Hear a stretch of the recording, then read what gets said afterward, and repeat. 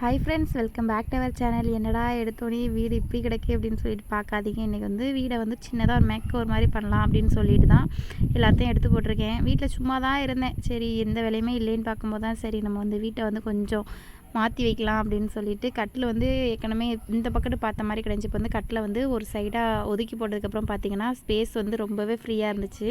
தம்பிக்கு தொட்டி கட்டின இடத்த இங்கிட்டு மாற்றிட்டு ஊஞ்சல் கிடத்த இடத்த வந்து இங்கிட்டு மாற்றியாச்சு. மாற்றி ஒரு வழியாக பார்த்திங்கன்னா வேலை எல்லாத்தையும் முடிச்சுட்டு பைனாப்பிள் வீட்டில் இருந்தது அதை கட் பண்ணி சாப்பிட்டுட்டு தம்பிக்கு வந்து ஆப்பிள் வேக வச்சு ஊட்டி விட்டுட்டேன். ஈவினிங் போல் ஹர்ஸு ஸ்கூல் விட்டு வரனால ஹர்ஸுக்கு வந்து டீ போட்டு வச்சுட்டு துணி எல்லாமே துவைச்சி இருந்துச்சு. எல்லாத்தையுமே மடித்து வச்சுட்டு பார்த்திங்கன்னா நானும் கலையும் ஹர்ஸை கூப்பிட்றதுக்காக போயிட்டோம்.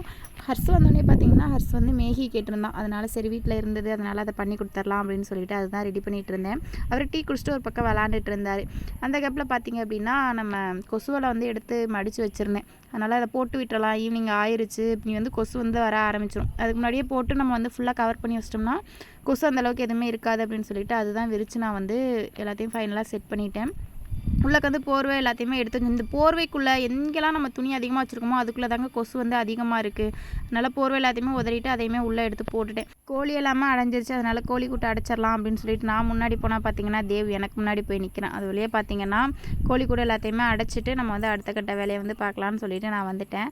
அந்த ஹர்ஸ் வந்து சைக்கிள் ஓட்டிட்டு அங்கங்கே எல்லாத்தையுமே போட்டுருவோம். எல்லாத்தையும் எடுத்து ஒழுங்குபடுத்தி வச்சுட்டு ஹர்ஸ் வந்து ஸ்நாக்ஸ் சாப்பிட்டுட்டு இருந்தார். அம்மாவுக்கு அப்படின்னு கேட்டோடனே தம்பி கொடுத்துட்டான். தம்பி வந்து ஒரு பக்கம் கந்த சஷ்டி கவசம் ஓடிட்டு இருந்தது. நானுமே பார்த்தீங்கன்னா நூடுல்ஸ் கிண்டிட்டேன். அது நம்ம எடுத்து கொடுத்துட்டோம் அப்படின்னா ஹர்ஸ் வந்து அழகாக சாப்பிட்டுட்டு இருப்பான்.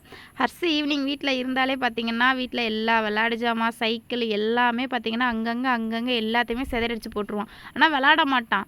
எடுத்து அங்கங்கே ஒரு நிமிஷம் எல்லாத்தையுமே அங்கங்கே அப்படி அப்படியே போட்டுருவான்.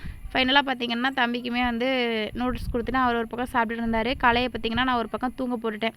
அவங்க அப்பா வந்து ஃபங்க்ஷன் முடிச்சுட்டு வந்தோடனே பார்த்தீங்கன்னா ஹர்ஸ் வந்து வெடி விட ஸ்டார்ட் பண்ணிட்டாரு. ஹர்ஸுக்கு எப்போல்லாம் வெடி விடணும்னு தோணுதோ அப்போல்லாம் தீபாவளி வந்துடும். ஓகே ஃப்ரெண்ட்ஸ், தேங்க்ஸ் ஃபார் வாட்சிங்.